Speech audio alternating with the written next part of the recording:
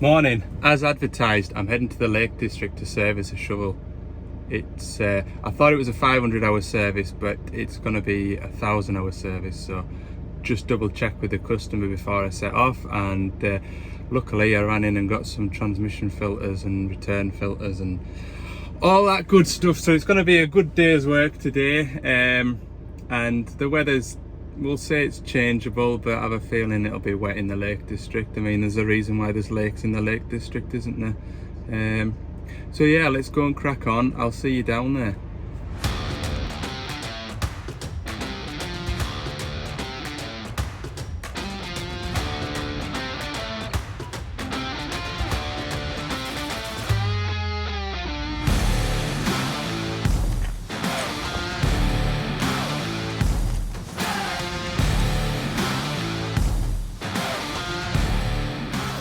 Some spot to service a machine, isn't it? Absolutely tremendous. I'm lucky to work in the area that I do.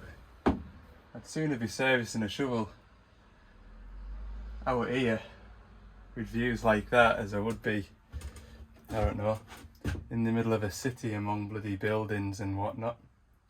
Very nice, very peaceful as well. Right, there's a couple of jobs to do. First one, he mentioned, can you set the time on a dash? Probably won't be the first time I get asked that in the next few weeks. I'll do that. The auto greaser's stopped working as well, so I'll have a look at that too. And yeah, get some filters changed. Happy days. I'll just add as well, when I got here they did offer us sort of spot inside the shed to work on it, just given that the weather might be changeable today, but they said the lights don't work. So I says, oh, I'll take my chances outside. I'd much sooner work out in the fresh air. At least I'll be able to see what I'm doing. So yeah, right, I'll open these bonnets. Hopefully these catches aren't too bad.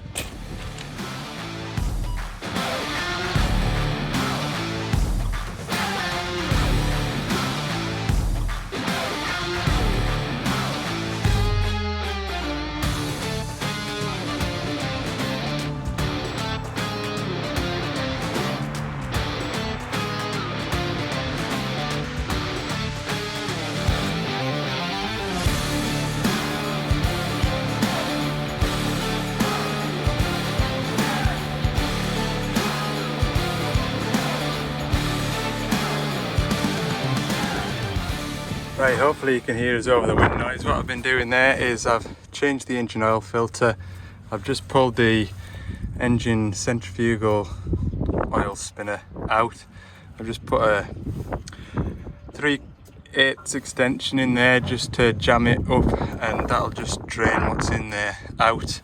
So when I do pull it out, I don't leave a trail of oil across here. Just keep it nice and tidy. I'm going to move around the other side and do the fuel filters while that's draining out, and then come back around, pull that apart and clean it out.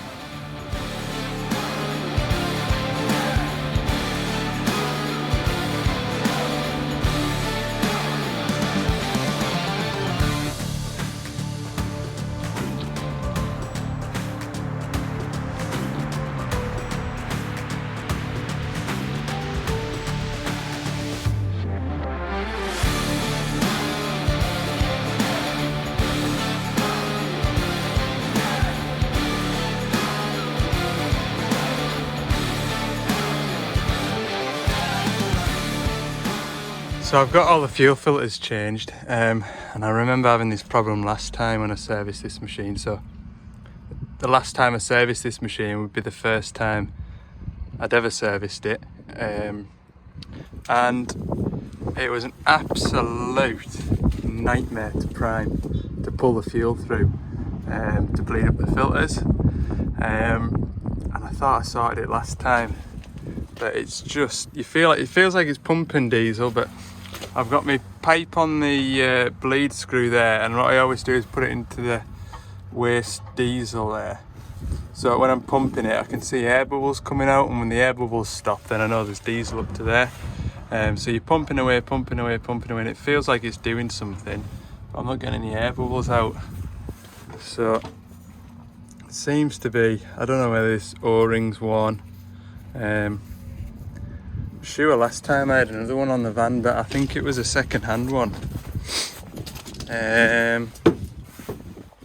I'll probably still have it, but it'll be probably be the original to what I've already taken off.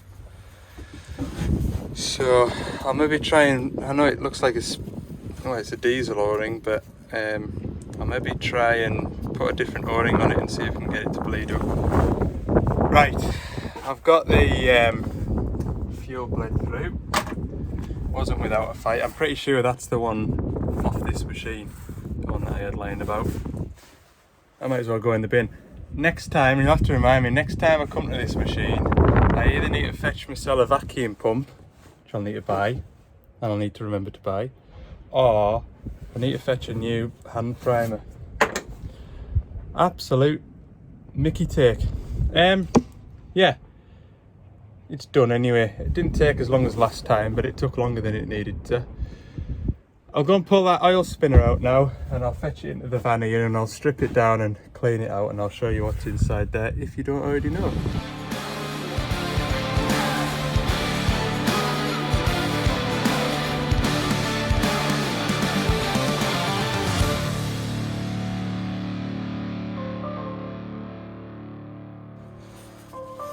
So it's a clarty job, but this is the centrifugal oil spinner, so I'll keep it brief because I've mentioned this before, but basically the engine oil pressure spins this around, and by doing so all the carbon deposits in the engine oil, so it's carbon that makes the engine oil black, it all builds up on the outside or on the inside of this spinner.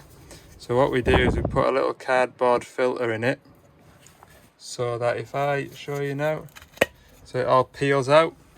So I'll just peel this cardboard filter out, chuck it in the bin, and give it a bit clean up with, I find what works best if I've got any left is EGR cleaner. Don't look like I've got any left. It'll have to be brake cleaner today. Must remember to top up on that. So yeah, that's what I do. Pull this filter out and give it a clean up. So I'll just do that now. That's it cleaned out, or as clean as it sort of really needs to be. I'll grab the filter lock. Just looks like a bit of cardboard, eh? And you join it up like this. Hang on. Join it up like that, so that the sort of shiny side's to the outside, and it comes away nice and easy when you come to take it out next time. Happy days. It's a messy job though. It's just had a nice shower of rain, so I'm pleased I was in here doing this.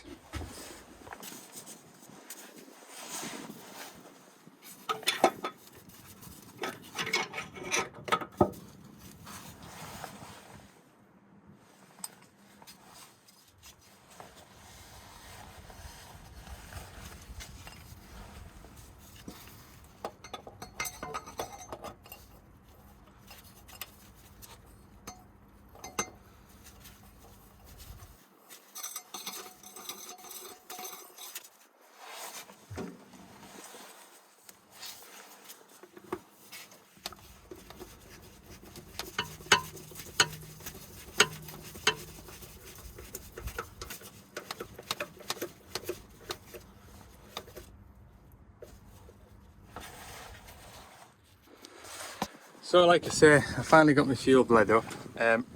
My last job in the engine bit is to put the engine oil in now.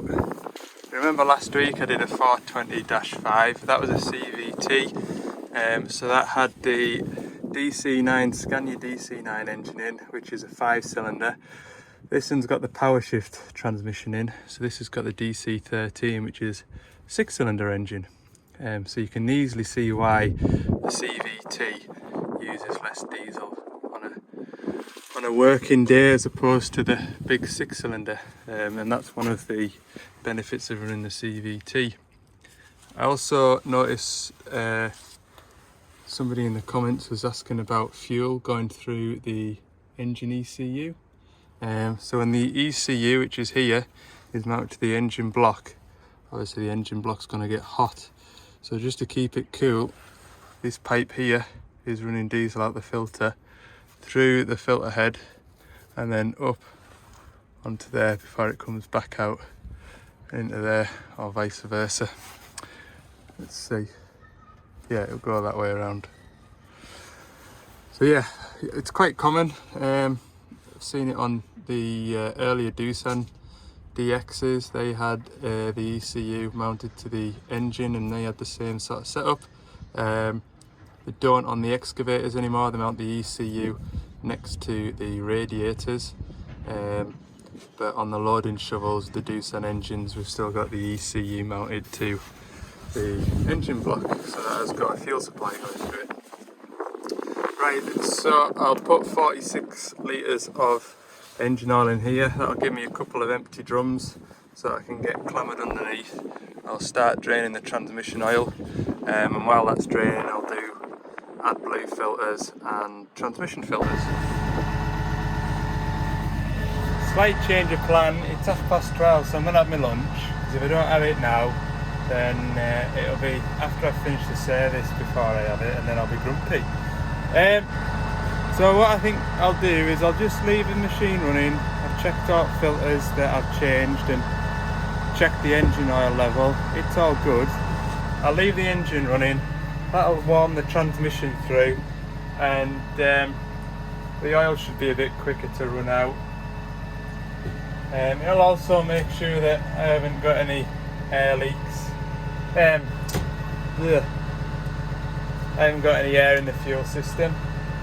And I've just had a quick look at the auto greaser as well. I'll show you that.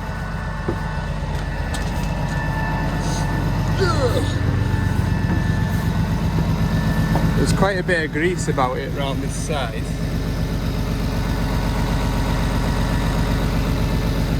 So that doesn't look right. So I wonder whether it's just noticed that it is involved in pressure. There is a little sort of diagnostic screen here, and you can see the little spanner lights on. I'm pretty sure you can press these buttons to get a bit of a diagnostic code. So while I'm having my lunch, I'll pull up the workshop manual and have a look at possible causes for the auto greaser not to be working. So yeah, join me after lunch.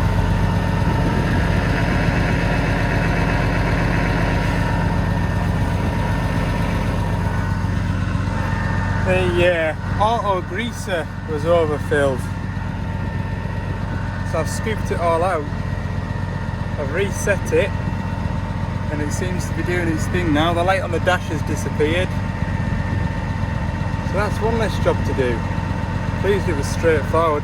Don't do an awful lot with these auto greasers. They generally kind of behave themselves. That's a relief valve there.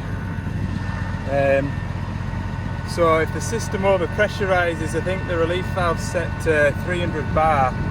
If the system over pressurizes, it'll chuck grease out of that relief valve. I've seen them do that before, but that seems to be doing its thing now. I'll put that lid back on, find somewhere for this. Just been a bit too keen with the grease. Not often that happens. Well, that's worked a treat, running the transmission while I had my lunch for 20 minutes. It's running out of there like tap water.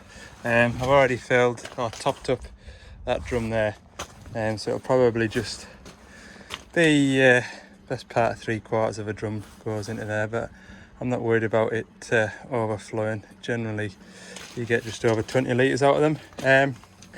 So yeah, while that's doing that, I'll take that plate off, get the AdBlue filter changed, replace these two filters, and then knock the tap off. And while I'm under there knocking the tap off, I'll take my grease gun in and grease that back prop shaft. I'll continue on from there. Happy days. Right, I'll put you on a time lapse. Quick on a time lapse and I can just get on a bit. Sun's out now and that blooming gusty wind has disappeared. It's really still now. It's really pleasant. Really pleasant.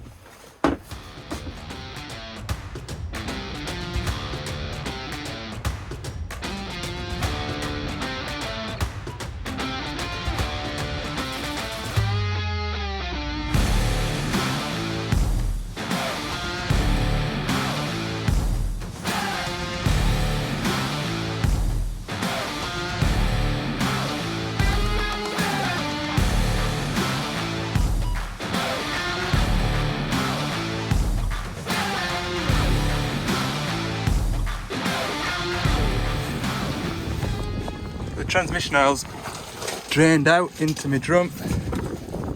Turn this tap off. My grease points on this drive shaft are sort of up on the top here is where it stopped, unfortunately, which does make it a bit awkward to grease, but I've shown you this in the past, I think. I can find it now in this stone. Where's it gone? Yeah, it's 90-degree doodah with a greaser on. With a bit of luck, just clean the end of that off a bit with my finger. Get that onto here. Lovely job. And now I can get my grease gun on the end of it. I'll just set you down here, look. Maybe there somewhere like that. Can you see now? Get the grease gun on.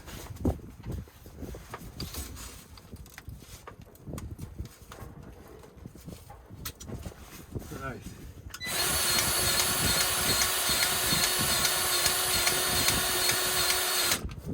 That's it. This side is in the same position.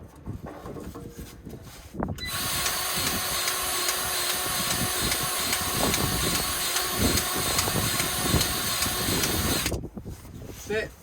Just till the grease comes out, no more. And then there's one there on the side of here.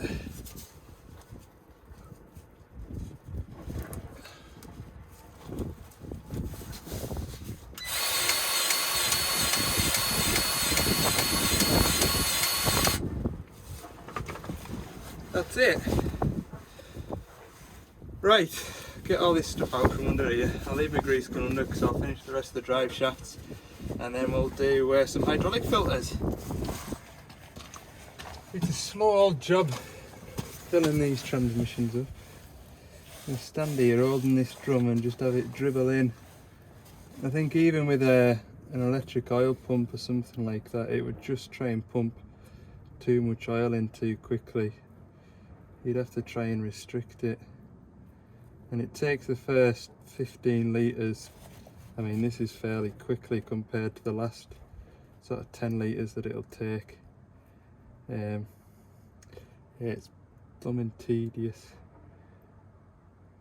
But no matter, it was ready for an oil change anyway. The oil that came out of it had a real strong smell, like a burnt smell, which isn't too uncommon.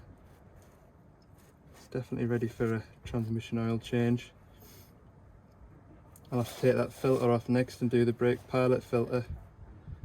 Yeah, I do like it when they mount them pilot filters on the outside. The sun's coming out now. Lovely.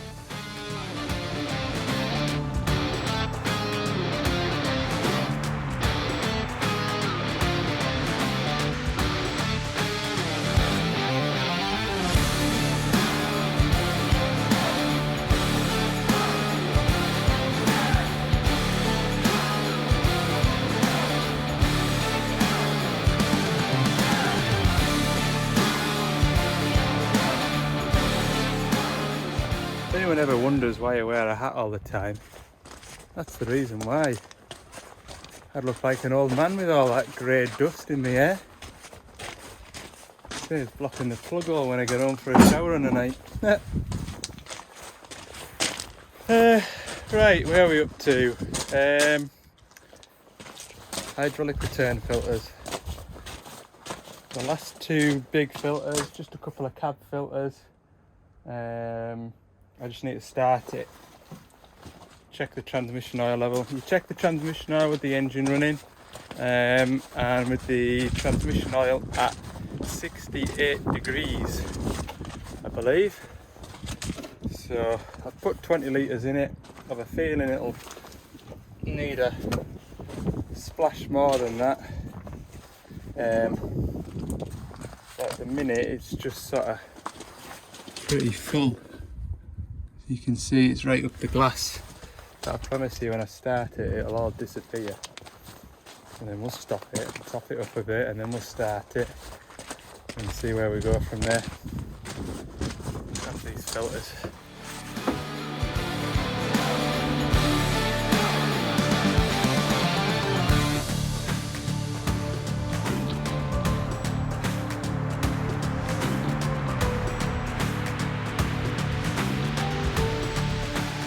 Well, you've been watching me do that. I've been enjoying that.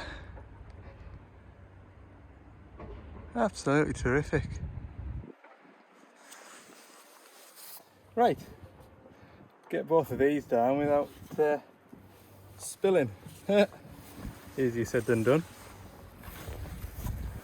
So I'm just going to do this outside cab filter. There was a comment in the last 420 service that I did, wondering if something like a gauze filter on the front of here would help keep this sort of area clean, but don't think it would. I mean, this dust is so fine. It's so fine. It'd get through a gauze, and that's sort of, this filter here is doing that job. If I pull this filter out behind here, it's a lot cleaner. So what I'd do is just give this area a clean out in here, and that's sufficient really. I don't think having an extra pre-filter would prevent much, but a valid point, and I'm not sort of calling anybody out. I completely understand where you're coming from. Right, that's clean enough. Pop this new one in. There we go. It's a nice tight fit with it's got like a sponge lining around the outside, so it makes it a nice tight fit. So this one's changed every 500. The one in the cab, which should be cleaner because that's filtering the air going into the cab. The one in the cab should be cleaner, but 9 out of 10 times the operators run around with the doors open. So anyway, to be fair, this cab's fairly clean, so probably this one doesn't. Ooh. We're not far off. Last filter, which is this one. I'll take my Clarity boiler suit off for this last one because, like I said, the cab's nice and tidy, so we'll keep it that way. This is where the inner cab filter is, inside the cab of a DL-5. Remove that. This one out. Doesn't look too bad, to be fair. Pop that one there. Oh, we'll chuck it down there, look, see how much dust comes off it. A little bit. And slip this new one in. How much cleaner it is in there, look. Beautiful. Pop that in. There we go. Get my door. Put that little door on. Well, these can be a bit of a fiddle because the floor mat can get in the way. Got it there. No, you think you've got it and then it doesn't just do that. Right, I'm going to have 2 hands and jiggle this about. The auto greaser stopped again. Just while I was topping up the transmission oil, I noticed the doodah wasn't whirling around. So I've scooped another handful out of it, and I think it hasn't been able to breathe because you've got your full marker here and you've got a air valve here, and you remember there's a load of grease coming out of here, So that breather tube was blocked up by grease, and I just wonder if the pump's been sort of struggling to draw the grease through because it hasn't been able to breathe properly. That's what I'm wondering anyway, but yeah, we'll just told the driver about it and he's going to keep an eye on it. But I had to put my hand in there to kind of give the whisk a bit of a helping hand to go around. So I don't know whether with it struggling to draw grease in and air in, I don't know whether the motor's kind of been under a bit of hard work, more work than it's used to, and it's kind of on its last legs, but we'll just watch it and let it develop. So our transmission oil temperature is at the correct temperature to be able to do a clutch calibration, so we're just doing that now, and that'll find the biting points of all the clutches, make sure that the sort of gear shifting's nice and smooth. I'll just set the auto lube off on a cycle, see if it'll go. It's going just now, like. We'll see what happens. Like I say, I had to help that paddle go around earlier. So I don't know whether the pump's maybe on its way out. We'll see.